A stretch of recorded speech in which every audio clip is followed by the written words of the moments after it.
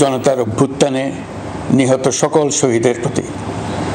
আমি আরও স্মরণ করছি তাদের যারা ফেসিবাদী শক্তির প্রাণঘাতী অস্ত্রের সামনে হিমালয়ের মতো দাঁড়িয়ে অন্যায়ের প্রতিবাদ করে মৃত্যুকে আলিঙ্গন করেছে, আহত হয়েছে, পঙ্গুত্ব বরণ করেছে, হারিয়েছে তাদের চোখের দৃষ্টি। সেই সব বীরদের স্মরণ করছি যারা মিথ্যাচার, লুটপাট, স্বৈরতন্ত্রের বিরুদ্ধে এক দফা দাবি নিয়ে দাঁড়িয়েছিল। কৃতজ্ঞতা চিত্তে স্মরণ করছি আপনাদের ভাই বোনদের, আপনাদের সন্তানদের যারা এই বিপ্লবে অংশগ্রহণ করেছিল। প্রিয় দেশবাসী, আমি আগেও জানিয়েছি, আবারও জানাচ্ছি, গণ অভ্যুত্থানে সকল শহীদের পরিবারকে পুনর্বাসন করা হবে। সকল আহত শিক্ষার্থী, শ্রমিক, জনতার চিকিৎসার সম্পূর্ণ ব্যয় সরকার বহন করবে। আহতদের দীর্ঘমেয়াদী এবং ব্যয়বহুল চিকিৎসা এবং শহীদদের পরিবারের দেখাশোনার জন্য স্বাস্থ্য মন্ত্রণালয়ের নেতৃত্বে একটি পূর্ণাঙ্গ তালিকা প্রস্তুত করা হয়েছে। এখন এই নতুন তথ্য পাওয়ার ভিত্তিতে এই তালিকা হালনাগাদ করা হতে থাকবে। গণ অভ্যুত্থানের শহীদদের স্মৃতি ধরে রাখতে সরকার তার যাত্রা লগ্নে জুলাই গণহত্যা স্মৃতি ফাউন্ডেশন নামে একটি ফাউন্ডেশন প্রতিষ্ঠার উদ্যোগ নেয়। এখন সেই ফাউন্ডেশন তৈরি হয়েছে। সকল শহীদ পরিবার এবং আহতদের সর্বোত্তম চিকিৎসা সহ তাদের পরিবারের সম্পূর্ণ দায়িত্ব এই ফাউন্ডেশন গ্রহণ করছে। এই ফাউন্ডেশনে দান করার জন্য দেশের সকল মানুষ এবং বিদেশে অবস্থানরত বাংলাদেশিদের আমরা আহ্বান জানাচ্ছি। গত মাসে কুমিল্লা, নোয়াখালী, সিলেট অঞ্চলে আকস্মিক বন্যা এসব এলাকার মানুষকে হতভম্ব করে দিয়েছে। এখানে বেশিরভাগ এলাকায় কোনোদিন বন্যা হয়নি। তারা বন্যা মোকাবেলা করে অভ্যস্ত নন। দেশপ্রেমিক সশস্ত্র বাহিনী তাৎক্ষণিকভাবে বন্যা আক্রান্ত সবাইকে রক্ষার জন্য এগিয়ে আসে। সেনা, নৌ এবং বিমান বাহিনী পরস্পরের সঙ্গে সমন্বয় করে একযোগে কাজে নেমে পড়ার ফলে মানুষের দুর্ভোগ কম হয়েছে। এর পরপরই এনজিও এবং সাধারণ মানুষ দেশের সকল অঞ্চল থেকে দলে দলে এগিয়ে এসছে। আমি বিশেষ করে দেশপ্রেমিক সেনাবাহিনীকে আবারও ধন্যবাদ জানাচ্ছি। দেশের সকল দুর্যোগকালে তারা সবসময় আন্তরিকভাবে এগিয়ে এসছে। বিশেষ করে বন্যা ও শান্তি শৃঙ্খলা রক্ষার কাজে তাদের সৈনিক এবং অফিসাররা দিনের পর দিন যেভাবে দায়িত্ব পালন করেছে তার কোনো তুলনা হয় না। জনজীবনে স্বস্তি ও আত্মবিশ্বাস প্রতিষ্ঠায় তাদের ভূমিকা অনন্য। বাংলাদেশ সশস্ত্র বাহিনীর সকল সদস্যকে আমি ধন্যবাদ জানাই তাদের সততা, ত্যাগ ও অসীম দেশপ্রেমের জন্য। দেশের স্বাধীনতা সংগ্রাম থেকে শুরু করে বন্যা, খরা, ঝড়, বৃষ্টি, ঘূর্ণিঝড়, সকল প্রাকৃতিক দুর্যোগে আপনারা সকলের শেষ ভরসার স্থান। দেশের প্রতিটি ক্রান্তি লগ্নে আপনারা দেশের মানুষের পাশে থেকেছেন। দেশের স্বাধীনতার পক্ষে, সার্বভৌমত্বের পক্ষে অবস্থান নিয়েছেন। দেশ গঠনে আপনারা সবার আগে এগিয়ে এসছেন। বিগত জুলাই হতে শুরু হওয়া গণ অভ্যুত্থান, বন্যা, নিরাপত্তা প্রদান, অস্ত্র উদ্ধার সহ সকল কার্যক্রমে আপনারা সফলভাবে দিনরাত কাজ করে যাচ্ছেন।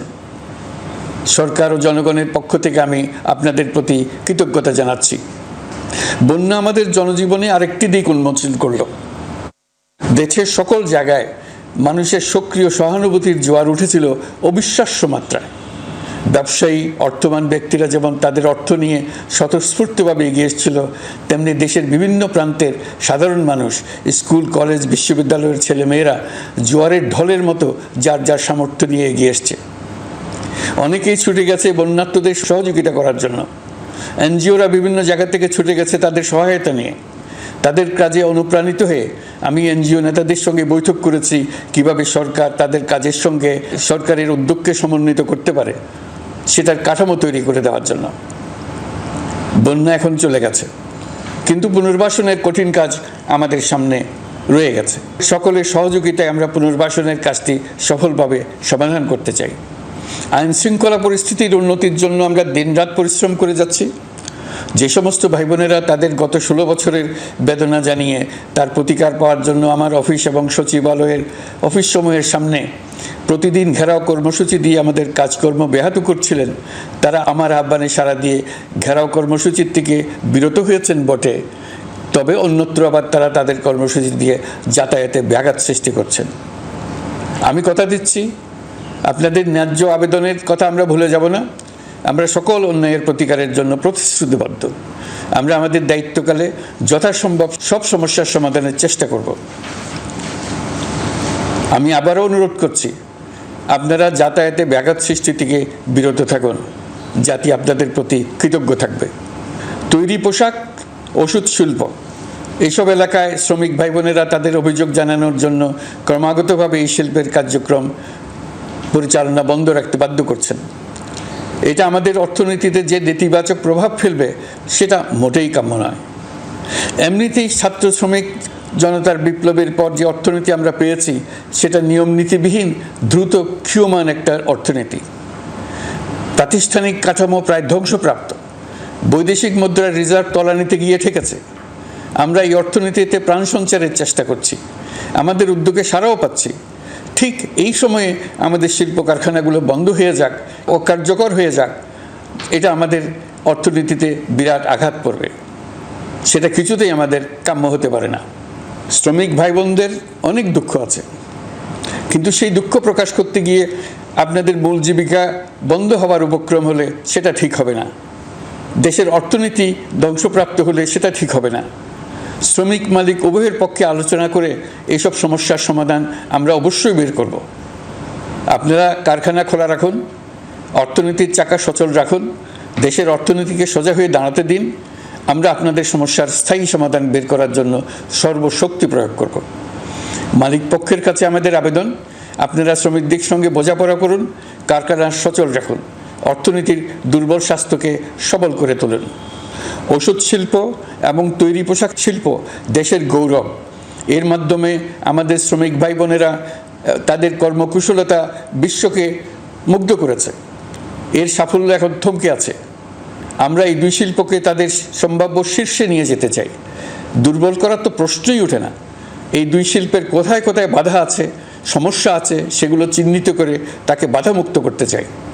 আমরা বিদেশি ক্রেতাদের একত্রিত করে তাদের সহযোগিতা চাইব, যেন বাংলাদেশের এই শিল্প দুটি বিশ্বের অন্যান্য দেশের চাইতে বেশি আস্থাযোগ্য হয়ে গড়ে উঠতে পারে। সব কিছুই সম্ভব যদি আমরা শ্রমিক মালিক সম্পর্কটা একটা নির্ভরযোগ্য, আনন্দদায়ক করে গড়ে তুলতে পারি। আমাদের সরকারের প্রথম মাস কাটল, দ্বিতীয় মাস থেকে আমরা নতুন বাংলাদেশ গড়ার ভিত্তি হিসেবে নতুন শ্রমিক মালিক সম্পর্কের সূচনা করতে চাই। এটা দেশের সবার কাম্য। দেশের নতুন প্রজন্ম নির্ভয়ে যেন তাদের ভবিষ্যৎ নিয়ে এগিয়ে যেতে পারে, আমরা সেই লক্ষ্যে কাজ করছি। আমাদের দায়িত্ব অনেক। ন্যায়ভিত্তিক একটা সমাজ গড়ে তোলার জন্য একসাথে অনেকগুলো কাজ আমাদের হাত দিতে হবে। 1 জুলাই থেকে 5 আগস্ট পর্যন্ত ছাত্র জনতার গণ আন্দোলনকে দমন করতে যেসব ফৌজদারি মামলা দায়ের করা হয়েছিল, এর মধ্যে হত্যা মামলা ছাড়া বাকি প্রায় সকল মামলা প্রত্যাহার করা হয়েছে। এইসব মামলায় গ্রেফতারকৃত সকলে মুক্তি পেয়েছে। দায়িত্ব গ্রহণের শুরুতেই অন্তর্বর্তীকালীন সরকার বিচার বিভাগের বড় সংস্কারের কাজে হাত দিয়েছে। যোগ্যতম ব্যক্তিকে প্রধান বিচারপতি নিয়োগ দেওয়াতে মানুষের মনে নতুন আশার সঞ্চার হয়েছে। আপিল বিভাগের বিচারপতি নিয়োগ, অ্যাটর্নি জেনারেল নিয়োগ এবং অন্যান্য নিয়োগগুলি অতি গুরুত্বপূর্ণ নিয়োগ, যেগুলো সবকটাই সম্পন্ন হয়েছে। সন্ত্রাস দমন আইন ও ডিজিটাল সাইবার নিরাপত্তা আইনে দায়েরকৃত মিথ্যা হয়রানিমূলক মামলাগুলো প্রত্যাহার করা হচ্ছে। সাইবার নিরাপত্তা আইন সহ বাংলাদেশে বিদ্যমান সকল কালো আইনের তালিকা করা হয়েছে। অতি সত্বর এই সকল কালো আইন বাতিল ও প্রযোজ্য ক্ষেত্রে সংশোধন করা হবে।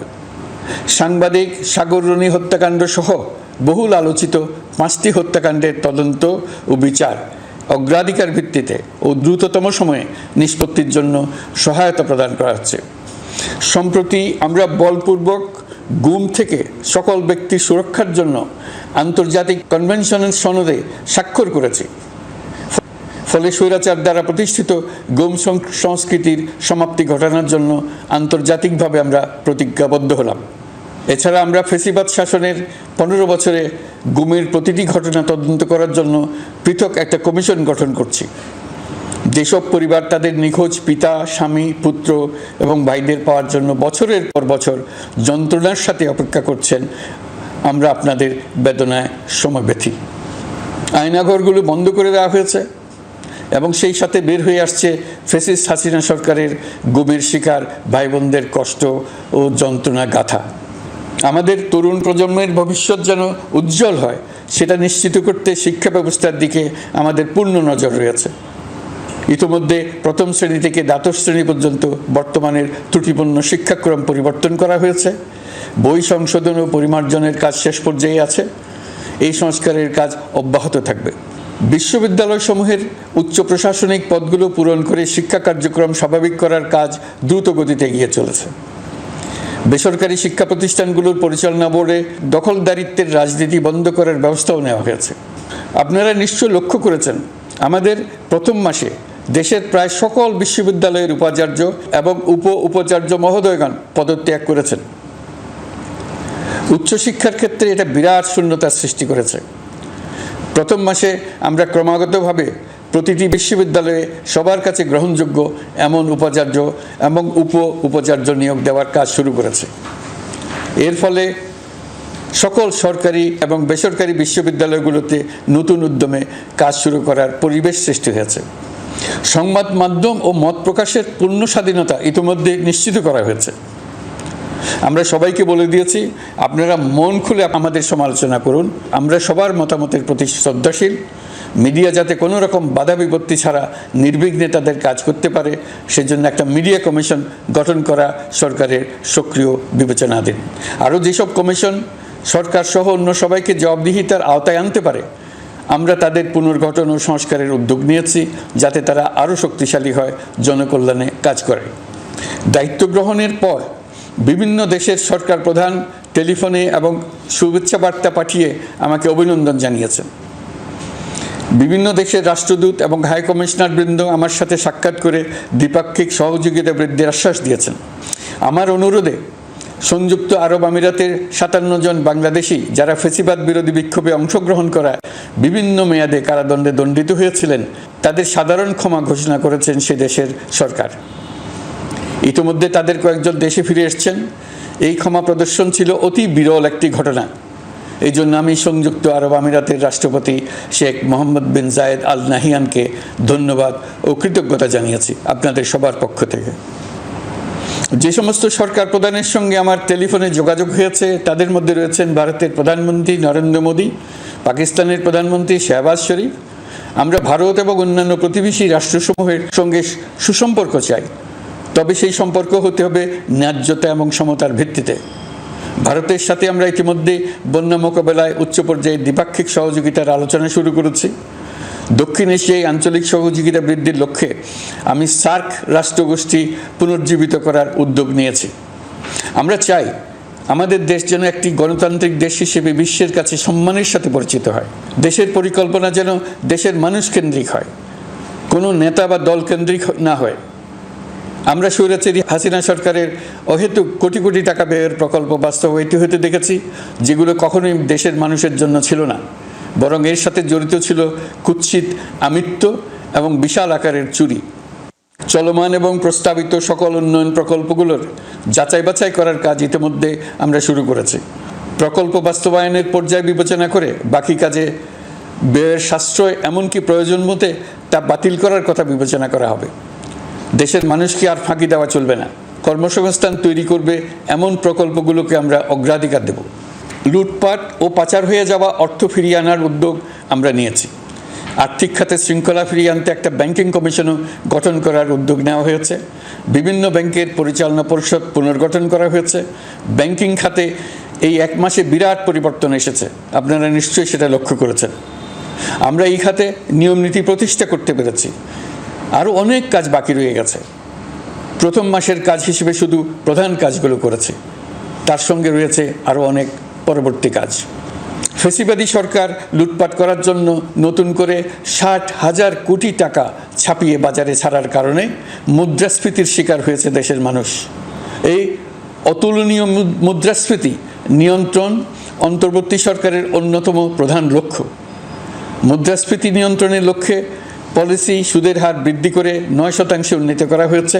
মূল্যস্ফীতি থেকে সাধারণ মানুষকে সুরক্ষা দেওয়ার উদ্দেশ্যে ওএমএস, খাদ্যবান্ধব কর্মসূচি সহ সুলভ মূল্যে প্রান্তিক মানুষের কাছে নিত্য প্রয়োজনীয় দ্রব্য সরবরাহ চলমান রাখা হয়েছে। মূল্যস্ফীতি মোকাবেলায় চলতি অর্থ বছরে চাল ও গম আমদানির জন্য 5,800 কোটি টাকা, আভ্যন্তরীণ সংগ্রহের জন্য 8,900 কোটি টাকা এবং খাদ্য ভর্তুকির 3টি প্রোগ্রামের জন্য 7,360 কোটি টাকা বরাদ্দ রাখা হয়েছে। বিভিন্ন স্টেক হোল্ডারের সাথে সভা করে মূল্যস্ফীতি নিয়ন্ত্রণের করণীয়সমূহ চিহ্নিত করা হয়েছে। পরিচালন ও উন্নয়ন ব্যয় যৌক্তিক পরিমাণে হ্রাস করার জন্য কার্যক্রম গ্রহণ করা হয়েছে। কৃষিপণ্য উৎপাদনের জন্য সার আমদানির ক্ষেত্রে প্রয়োজনীয় বৈদেশিক মুদ্রার সরবরাহ নিশ্চিত করার পদক্ষেপ নেওয়া হয়েছে। প্রকৃত চাষিগণ যাতে কৃষি ঋণ পেয়ে থাকেন তা নিশ্চিত করার উদ্যোগ নেওয়ার পাশাপাশি কৃষি ঋণের পরিমাণ বৃদ্ধি করা হয়েছে। মার্কিন ডলারের বিপরীতে টাকার বিনিময় হার স্থিতিশীল রাখার লক্ষ্যে বৈদেশিক মুদ্রার বিনিময় হারকে বাজারভিত্তিক করা হয়েছে। কালো টাকা সাদা করার অনৈতিক অনুমতি বাতিল করা হয়েছে। বৈদেশিক মুদ্রার রিজার্ভ বৃদ্ধি করতে বিভিন্ন উন্নয়ন সহযোগীদের কাছ থেকে বাজেট সাপোর্ট চাওয়া হয়েছে। আন্তর্জাতিক মুদ্রা তহবিল থেকে অতিরিক্ত 3 বিলিয়ন মার্কিন ডলার, বিশ্বব্যাংক থেকে অতিরিক্ত 1 বিলিয়ন ডলার, জাইকা থেকে অতিরিক্ত 1 বিলিয়ন মার্কিন ডলার প্রদানের অনুরোধ করা হয়েছে। রূপপুর পারমাণবিক বিদ্যুৎ কেন্দ্র নির্মাণ প্রকল্পের অগ্রিম অর্থ পরিশোধ এবং বকেয়া পাওনা নিয়ে রাশিয়ান ফেডারেশনের সাথে অর্থ মন্ত্রণালয়ের আলোচনা চলছে। পাইপলাইনে থাকা 48 বিলিয়ন মার্কিন ডলার বৈদেশিক সহায়তা ব্যবহারের উদ্যোগ নেওয়া হয়েছে। মেগা প্রকল্পের নামে লুটপাট বন্ধের পাশাপাশি স্বাস্থ্য ও শিক্ষা খাতে বরাদ্দ বৃদ্ধির পরিকল্পনা গ্রহণ করা হয়েছে। বৈদেশিক মুদ্রার রিজার্ভের উপর চাপ কমানোর লক্ষ্যে রাশিয়া এবং চীন থেকে প্রাপ্ত ঋণের সুদের হার কমানো এবং ঋণের মেয়াদ বৃদ্ধির জন্য অনুরোধ জানানো হয়েছে। সকল উন্নয়ন সহযোগীদের সাথে সম্পর্ক আরও নিবিড় করার উদ্যোগ নেওয়া হয়েছে। সকল অর্থনৈতিক সূচক এবং পরিসংখ্যানের প্রকৃত মান বা সংখ্যা প্রকাশের জন্য নির্দেশনা প্রদান করা হয়েছে। জিডিপি, মূল্যস্ফীতি ইত্যাদি সঠিক উপাত্ত সংগ্রহ, প্রাক্কলন ও প্রকাশের জন্য নির্দেশনা দেওয়া হয়েছে। জাতীয় রাজস্ব বোর্ড এবং অর্থ বিভাগের রাজস্ব আয় সম্পর্কিত উপাত্তের মধ্যে পার্থক্য নিরসনে উদ্যোগ নেওয়া হয়েছে। প্রকৃত রপ্তানি আয় নিরূপণ এবং প্রকাশের নির্দেশনা দেওয়া হয়েছে। জাতীয় রাজস্ব বোর্ডের অটোমাইজেশনের লক্ষ্যে পরিকল্পনা গ্রহণ করা হয়েছে। পুঁজিবাজারকে স্বাভাবিক ধারায় ফিরিয়ে আনতে সিকিউরিটি এক্সচেঞ্জ কমিশন পুনর্গঠন করা হয়েছে। নিত্য প্রয়োজনীয় পণ্য সামগ্রী সরবরাহ স্বাভাবিক রাখার নিমিত্তে ব্যবসায়ী, শিল্প মালিক ও ব্যবসায়ী সংগঠনের সাথে সভা করা হচ্ছে এবং তাদের মতামতের ভিত্তিতে বিভিন্ন ব্যবস্থা গ্রহণ করা হচ্ছে। বিদ্যমান মজুদ ও ঘাটতি মূল্যায়ন করে ভবিষ্যৎ চাহিদা পর্যালোচনা করে স্থানীয় উৎপাদন বৃদ্ধির পাশাপাশি আমদানি পর্যায়ে বিভিন্ন জটিলতা দূরীকরণ, বন্দর ও বড় মোকাম সহ পরিবহন ব্যবস্থার বিভিন্ন সমস্যা সমাধানে সংশ্লিষ্ট সকল মন্ত্রণালয়, দপ্তর, বিভাগকে প্রয়োজনীয় নির্দেশ দেওয়া হয়েছে। এই জন্য তেল, চিনি, ডিম ও মাংস উৎপাদনকারী বৃহৎ প্রতিষ্ঠানসমূহের সাথে সভা ও মতবিনিময় করা হচ্ছে। নিত্য প্রয়োজনীয় কিছু দ্রব্যাদি যেমন পেঁয়াজ, আলু এসবের দাম আরও কমানোর জন্য বিদ্যমান শুল্ক হার হ্রাসের বিষয়ে এনবিআরকে প্রয়োজনীয় নির্দেশনা দেওয়া হয়েছে। ইতোমধ্যে এনবিআর পেঁয়াজ, আলু ও কতিপয় কীটনাশকের ক্ষেত্রে আমদানি শুল্ক হ্রাস এবং ক্ষেত্র বিশেষে রেগুলেটরি শুল্ক প্রত্যাহার করে এসআরও জারি করেছে। নিম্ন আয়ের 1 কোটি পরিবারকে টিসিবির মাধ্যমে হ্রাসকৃত মূল্যে কিছু পণ্য যেমন পরিবার প্রতি চাল মাসে 5 কেজি, সয়াবিন তেল মাসে 2 কেজি, মসুর ডাল মাসে 2 কেজি দেওয়া হচ্ছে। এটি সামনের দিনগুলোতে অব্যাহত রাখা হবে। সরকার দায়িত্ব গ্রহণের পর জনপ্রত্যাশা অনুযায়ী বিদ্যুৎ, জ্বালানি ও খনিজ সম্পদ মন্ত্রণালয় হতে বিদ্যুৎ ও জ্বালানির দ্রুত সরবরাহ বৃদ্ধি আইনের অধীনে চলমান সকল প্রকার নেগোসিয়েশন, প্রকল্প বাছাই এবং ক্রয় প্রক্রিয়াকরণ কার্যক্রম আপাতত স্থগিত করা হয়েছে।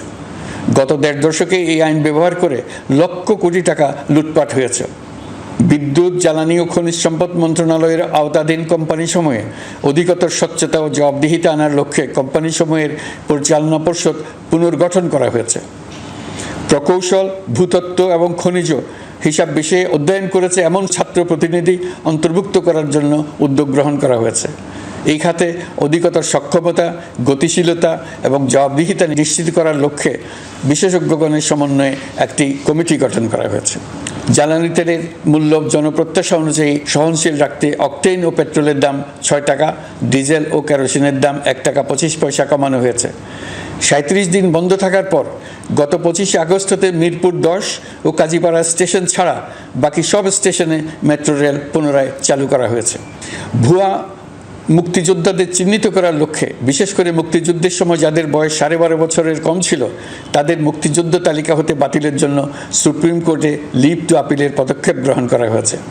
মুক্তিযোদ্ধা কল্যাণ ট্রাস্টের আওতাধীন বেদখলকৃত স্থাবর সম্পত্তি উদ্ধারে প্রয়োজনীয় ব্যবস্থা গ্রহণ করা হয়েছে। গৃহায়ন ও গণপূর্ত মন্ত্রণালয় কর্তৃক গৃহীত বরিশাল, রংপুর, ময়মনসিংহ উন্নয়ন কর্তৃপক্ষ আইন এর খসড়া তৈরির কার্যক্রম নেওয়া হয়েছে। পূর্বাচল নতুন শহর প্রকল্প, ঢাকার আশেপাশে স্যাটেলাইট সিটি নির্মাণের রোডম্যাপ চূড়ান্তকরণের উদ্যোগ নেওয়া হয়েছে। বিধি বহির্ভূত প্রদত্ত প্লট ও ফ্ল্যাটের বরাদ্দ বাতিলের উদ্যোগ নেওয়া হয়েছে। প্রিয় দেশবাসী, আপনাদের আমাদের সন্তানদের জন্য একটি গণতান্ত্রিক বাংলাদেশের রূপরেখা তৈরি করতে আমরা দৃঢ় প্রতিজ্ঞ। আর যেন আমাদের কোনো স্বৈরাচারের হাতে পড়তে না হয়। আমরা যাতে বলতে পারি আমরা একটি গণতান্ত্রিক দেশে বসবাস করি, আমরা যাতে সকলেই দাবি করতে পারি যে এই দেশটি আমাদের, আমরা সেই লক্ষ্যেই কাজ করছি। কেউ আইন নিজের হাতে তুলে নেবেন না। আইন নিজের হাতে তুলে নিয়ে কেউ সমাজে বিশৃঙ্খল পরিবেশ সৃষ্টি করলে আমরা তাকে অবশ্যই শাস্তির আওতায় নিয়ে আসব। আমরা একটি সাম্প্রদায়িক সম্প্রীতির দেশ। ধর্মীয় সম্প্রীতি বিনষ্ট হয় এমন কোনো কাজ কেউ কোনোভাবেই করবেন না। অতীতে শুধুমাত্র আওয়ামী মতাদর্শী না হওয়ার কারণে 28তম থেকে 42তম BCS পর্যন্ত BPSC কর্তৃক সুপারিশকৃত অনেক প্রার্থী নিয়োগ বঞ্চিত হয়েছেন। 8ই আগস্ট পরবর্তী সময়ে এর মধ্যে এদের 259 জনকে নিয়োগ দেওয়া হয়েছে। মাঠ প্রশাসনকে জনবান্ধব এবং দুর্নীতিমুক্ত জবাবদিহিমূলকভাবে গড়ে তোলার জন্য সব ধরনের উদ্যোগ নেওয়া হয়েছে। সরকারি কর্মচারীদের বাধ্যতামূলকভাবে সম্পদ বিবরণী দাখিলের নির্দেশ দেওয়া হয়েছে এবং এটা প্রতি বছর তাদেরকে করতে হবে। ধ্বংস হয়ে পড়া একটা জনপ্রশাসনকে নিয়ে যাত্রা শুরু করেছি। মন্ত্রণালয়গুলোর উচ্চতম পদে যারা নিয়োজিত ছিলেন তারা অনেকে দায়িত্ব ছেড়ে চলে গেছেন, কিংবা পদে থাকলেও সহকর্মীদের চাপের মুখে কাজ করতে পারছিলেন না, বাধ্য হয়ে পদত্যাগ করেছেন। আর যারা 16 বছরের স্বৈরাচারী শাসনের আমলে পদত্যাগে বাধ্য হয়েছিলেন কিংবা দায়িত্ববিহীন অবস্থায় একই পদে থেকে বাধ্য হয়েছেন, তাদের সবার কথা বিবেচনা নিয়ে জনপ্রশাসনকে নতুন করে দাঁড় করানোই ছিল আমাদের প্রথম মাসে কঠিনতম সময়। আবার সকল সমস্যার সমাধান করে একটি নতুন জনপ্রশাসন কাঠামো দাঁড় করাতে পেরেছি, এটাই আমাদের প্রথম মাসের সবচাইতে বড় অর্জন। আমার বিশ্বাস এই জনপ্রশাসন জনগণের ইচ্ছা পূরণে সর্বোচ্চ অবদান রাখতে পারবে। অতি স্বল্প জনবল নিয়ে দাপ্তরিক কার্যক্রম শুরু করা হলেও প্রথম দিকে বিভিন্ন মন্ত্রণালয় ও বিভাগ থেকে পাঠানো বিবিধ প্রস্তাব দ্রুত গতিতে এবং আইনগত সমস্ত বাধ্যবাধকতা মেনে সিদ্ধান্ত নেওয়া হয়েছে। গত 1 মাসে বিভিন্ন মন্ত্রণালয় ও বিভাগ 198টি অতি গুরুত্বপূর্ণ বিষয়ে সিদ্ধান্ত নিয়েছে। জনপ্রশাসনের 135 জন অতিরিক্ত সচিব, 227 জন যুগ্ম সচিব এবং 120 জন উপসচিবকে পদোন্নতি প্রদান করা হয়েছে। 59টি জেলার জেলা প্রশাসককে প্রত্যাহার করা হয়েছে এবং নতুন 59 জন জেলা প্রশাসককে নিয়োগ দেওয়া হয়েছে। 67 জন কর্মকর্তার চুক্তিভিত্তিক নিয়োগ বাতিল করা হয়েছে। 10 জন যুগ্ম সচিব, 8 জন অতিরিক্ত সচিব, 6 জন সচিবকে ওএসডি করা হয়েছে। বাংলাদেশ পুলিশের 80 জন ডিআইজি, 30 জন পুলিশ সুপার সহ 110 জনকে পদোন্নতি প্রদান করা হয়েছে। 1 জন ডিআইজি, 1 জন এডিশনাল ডিআইজি, 4 জন পুলিশ সুপারকে চাকরিতে পুনর্বহাল করা হয়েছে। আইজিপি সহ 10 জন অতিরিক্ত আইজি, 88 জন ডিআইজি, 21 জন এডিশনাল ডিআইজি, 177 জন পুলিশ সুপার সহ মোট 297 জন কর্মকর্তাকে বদলি করা হয়েছে। ছাত্র শ্রমিক জনতার বিপ্লবের মূল লক্ষ্য ছিল গণভবন। এটা ছিল স্বৈরাচারের কেন্দ্রবিন্দু। এই সরকার বিপ্লবের প্রতি সম্মান দেখিয়ে গণভবনকে বিপ্লবের জাদুঘর হিসেবে ঘোষণা দিয়েছে। ছাত্র জনতার ক্ষোভকে স্থায়ীভাবে তুলে ধরার জন্য গণভবনের আর কোনো সংস্কার করা হবে না। ছাত্র জনতার ক্ষোভের মুখে তা যে অবস্থায় দাঁড়িয়েছিল সেই অবস্থায় তাকে রাখা হবে। যেসব মূল্যবান সামগ্রী জনতা নিয়ে গিয়েছিল সেগুলো অনেক ফেরত দিয়ে গেছেন। যারা নিয়ে গিয়েছেন তারা নিজেরাই ফেরত দিয়ে গেছেন। তাদের আমরা দেশবাসীর পক্ষ থেকে ধন্যবাদ জানাচ্ছি। আরও কিছু জিনিস পাওয়া যায়নি। যারা নিয়ে গেছেন তাদের কাছে আমাদের অনুরোধ থাকবে তারা যেন এইসব সামগ্রী ফেরত দিয়ে যান। আমরা উল্লেখ করব এইসব বিক্ষুব্ধ জনতা নিয়ে গিয়েছিল, কিন্তু বিজয়ের পর তারা আবার জাদুঘরের প্রতি সম্মান দেখিয়ে এগুলো ফেরত দিয়ে গিয়েছেন। আমরা নতুন বাংলাদেশকে একটা পরিবেশ বান্ধব এবং জীববৈচিত্র্যময় দেশ হিসেবে গড়ে তোলার উদ্যোগ নিয়েছি। এটি তরুণদের আকাঙ্ক্ষা, আমাদের সবারই আকাঙ্ক্ষা। সেই লক্ষ্যে আমি প্রথমেই একটি ক্ষুদ্র পদক্ষেপ নিয়েছি। আমার বাসভবন এবং সমগ্র সচিবালয়ে প্লাস্টিকের পানির বোতল ব্যবহার নিষিদ্ধ করেছি। ইতিমধ্যে সুপার শপগুলোতে পলিথিনের শপিং ব্যাগ ব্যবহার বন্ধ করার উদ্যোগ নেওয়া হয়েছে। গত কয়েক দশকে যে পরিমাণ নদী দূষণ হয়েছে, আমরা তা বন্ধ করার উদ্যোগ নিয়েছি। আমরা সংস্কার চাই। আমাদের একান্ত অনুরোধ, আমাদের উপর যে সংস্কারের গুরু দায়িত্ব দিয়েছেন, সেই দায়িত্ব দিয়ে আপনারা দর্শকের গ্যালারিতে চলে যাবেন না। আপনারা আমাদের সঙ্গে থাকুন, আমরা একসঙ্গে সংস্কার করব। এটা আমাদের সবার দায়িত্ব। আপনারা নিজ নিজ জগতে সংস্কার আনুন। একটা জাতির সংস্কার শুধু সরকারের সংস্কার হলে হয় না। আপনি ব্যবসায়ী হলে আপনার ব্যবসায়ী সংস্কার আনুন। ব্যবসায়ী গোষ্ঠীরা তাদের নিজ নিজ সমিতির মাধ্যমে সংস্কার আনুন। সমিতিতে সংস্কার আনুন। নতুন করে সমিতি গঠনতন্ত্র সংশোধন করুন। আপনি শ্রমিক হলে আপনার ক্ষেত্রে আপনি সংস্কার করুন। আপনি রাজনৈতিক নেতাকর্মী হলে আপনার ক্ষেত্রে সংস্কার করুন। আপনি প্রতিষ্ঠান প্রধান হলে আপনার প্রতিষ্ঠানে সংস্কার আনুন। আমি এটাকে সুযোগ হিসেবে গ্রহণ করার জন্য সবাইকে আহ্বান জানাচ্ছি।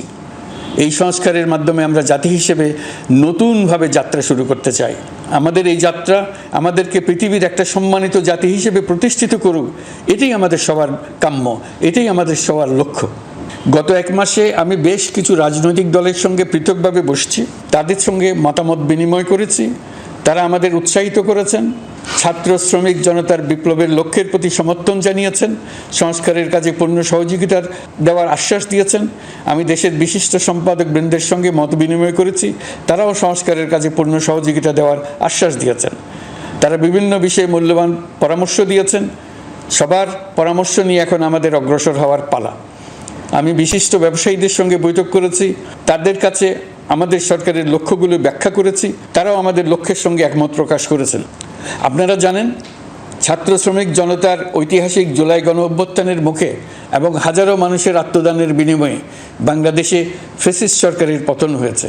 এই গণ অভ্যুত্থানের বার্তা ও আকাঙ্ক্ষা বাস্তবায়নের জন্য একটি অভূতপূর্ব সময় ও সুযোগ আমরা এর মধ্য দিয়ে অর্জন করেছি। এর বাস্তবায়ন তথা বাংলাদেশের ফ্যাসিজম বা স্বৈরতান্ত্রিক শাসন পুনরাবৃত্তির আশঙ্কা রোধ এবং জনমালিকানা ভিত্তিক কল্যাণমুখী জনস্বার্থে নিবেদিত একটি রাষ্ট্র ব্যবস্থা প্রবর্তনের লক্ষ্যে কিছু জাতীয় ভিত্তিক সংস্কার সম্পন্ন করা জরুরি হয়ে পড়েছে। উক্ত সংস্কার ভাবনার অন্যতম কেন্দ্রবিন্দু হচ্ছে সুষ্ঠু নির্বাচন ব্যবস্থা, সুশাসন প্রতিষ্ঠা করা। আমরা যেহেতু জনগণের ভোটাধিকার ও জনগণের মালিকানায় বিশ্বাস করি, সেহেতু নির্বাচন ব্যবস্থার উন্নয়নে আমাদের সংস্কার ভাবনায় গুরুত্ব পেয়েছে অধিক। আমরা মনে করি নির্বাচনের নামে সংখ্যাগরিষ্ঠতার একাধিপত্য ও দুঃশাসন মানুষের উপর চাপিয়ে দেওয়া বা এর মাধ্যমে এক ব্যক্তি বা এক পরিবার বা কোনো গোষ্ঠীর কাছে সকল ক্ষমতা কক্ষীভূত করে রাখার কোনো ক্রমেই গ্রহণযোগ্য নয়। এসব আশঙ্কা রোধ করার জন্য নির্বাচনের সাথে সম্পর্কিত নির্বাচন কমিশন সহ অন্যান্য প্রতিষ্ঠানগুলোর সংস্কারের কথা আমরা ভাবছি। নির্বাচন ব্যবস্থার সাথে সম্পর্কিত প্রতিষ্ঠান হিসেবে পুলিশ প্রশাসন, জনপ্রশাসন, বিচার প্রশাসন, দুর্নীতি দমন কমিশন এই 4টি প্রতিষ্ঠানের সংস্কার করা সুষ্ঠু ও অবাধ নির্বাচনের জন্য অপরিহার্য। এসব প্রতিষ্ঠানের সংস্কার জনমালিকানা ভিত্তিক, জবাবদিহিমূলক এবং কল্যাণমূলক রাষ্ট্র ব্যবস্থা প্রতিষ্ঠায় অবদান রাখবে বলে আমি বিশ্বাস করি। এর পাশাপাশি সমাজের সকল স্তরের মানুষের প্রতিনিধিত্ব ও স্বার্থ নিশ্চিত করার জন্য এবং জুলাই গণ অভ্যুত্থানের বার্তাকে প্রতিফলিত করার জন্য সাংবিধানিক সংস্কারের প্রয়োজন আমরা অনুভব করছি। এসব বিষয়ে সংস্কার করার প্রাথমিক পদক্ষেপ হিসেবে আমরা প্রাথমিকভাবে 6টি কমিশন গঠন করার সিদ্ধান্ত নিয়েছি। এসব কমিশনের কাজ পরিচালনার জন্য বিষয়ভিত্তিক অভিজ্ঞতা বিবেচনা করে 6 জন বিশিষ্ট নাগরিকের নেতৃত্বে এই কমিশনগুলো পরিচালনা করার দায়িত্ব দিয়েছি। এরপর আরও বিভিন্ন বিষয়ে কমিশন গঠন করার প্রক্রিয়া আমরা অব্যাহত রাখব। নির্বাচন ব্যবস্থা সংস্কার কমিশনের প্রধান হিসেবে দায়িত্ব পালন করবেন ডক্টর বদিউল আলম মজুমদার। পুলিশ প্রশাসন সংস্কার কমিশনের প্রধান হিসেবে কাজ করবেন জনাব সরফরাজ চৌধুরী। বিচার বিভাগ সংস্কার কমিশনের প্রধান হিসেবে দায়িত্ব পালন করবেন বিচারপতি শাহ আবু নাঈম মমিনুর রহমান। দুর্নীতি দমন সংস্কার কমিশনের প্রধান হিসেবে দায়িত্ব পালন করবেন ডক্টর ইফতেখারুজ্জামান। জনপ্রশাসন সংস্কার কমিশনের প্রধান হিসেবে দায়িত্ব পালন করবেন জনাব আব্দুল মুহিত চৌধুরী। সংবিধান সংস্কার কমিশনের প্রধান হিসেবে দায়িত্ব পালন ডক্টর শাহদিন মালিক। এসব কমিশনের অন্য সদস্যদের নাম কমিশন প্রধানদের সাথে আলোচনা করে ঠিক করা হবে। কমিশনগুলোর আলোচনা ও পরামর্শ সভায় উপদেষ্টা পরিষদের সদস্য, ছাত্র, শ্রমিক জনতা আন্দোলনের প্রতিনিধি, নাগরিক সমাজ ও রাজনৈতিক দলের প্রতিনিধিরা উপস্থিত থাকবেন। পূর্ণাঙ্গভাবে গঠিত হওয়ার পর কমিশন আনুষ্ঠানিকভাবে তাদের কাজ আগামী 1 অক্টোবর থেকে শুরু করতে পারবে বলে আমি আশা করছি, এবং এটি পরবর্তী 3 মাসের মধ্যে সম্পন্ন হবে বলে আমরা ধারণা করছি। কমিশনের রিপোর্টের ভিত্তিতে সরকার পরবর্তী পর্যায়ে প্রধান রাজনৈতিক দলগুলোর সাথে পরামর্শ সভার আয়োজন করবে। চূড়ান্ত পর্যায়ে ছাত্র সমাজ, নাগরিক সমাজ, রাজনৈতিক দলের প্রতিনিধি, সরকারের প্রতিনিধি নিয়ে ব্যাপক ভিত্তিক 3 থেকে 7 দিন ব্যাপী একটি পরামর্শ সভার ভিত্তিতে সংস্কার ভাবনার রূপরেখা চূড়ান্ত করা হবে। এতে এই রূপরেখা কীভাবে বাস্তবায়ন হবে তার একটি ধারণাও দেওয়া হবে। এই আয়োজন জুলাই গণঅভ্যুত্থানের বার্তা বাস্তবায়ন ও রাষ্ট্র পুনর্নির্মাণ তাগিদের ঐক্যবন্ধনে গোটা জাতিকে শক্তিশালী ও আশাবাদী করে তুলবে বলে আমাদের বিশ্বাস। প্রিয় দেশবাসী, আমাদের সামনে অনেক কাজ। সবাই মিলে একই লক্ষ্যে আমরা অগ্রসর হতে চাই। আমাদের মধ্যে, বিশেষ করে আমাদের নতুন প্রজন্মের মধ্যে যে সুপ্ত প্রতিভা লুকিয়ে আছে, সেটা যেন বিনা বাধায় রাষ্ট্রের এবং সমাজের সহযোগিতায় প্রকাশ করতে পারি, সেই সুযোগের কাঠামো তৈরি করতে চাই। সকলে মিলে আমাদের পরিবারের প্রতিটি সদস্যকে, সে ঝাড়ুদার হোক, ছাত্র হোক, শিক্ষক হোক, যে কোনো ধর্মের হোক, সবার সমান অধিকার নিশ্চিত করতে চাই। এই হলো আমাদের সংস্কারের মূল লক্ষ্য। আসুন ছাত্র শ্রমিক জনতার এই বিপ্লবের লক্ষ্যকে আমরা দ্রুত বাস্তবায়ন করি।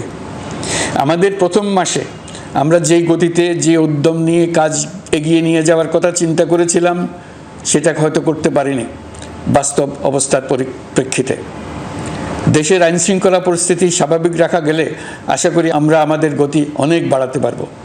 এই জন্য দেশের সকল মানুষের কাছে, শিক্ষক, ছাত্রছাত্রী, কৃষক, শ্রমিক, পেশাজীবী, বড় ব্যবসায়ী, ক্ষুদ্র ব্যবসায়ী, দিনমজুর, গৃহিণী, সকলের সহযোগিতা চেয়েছি।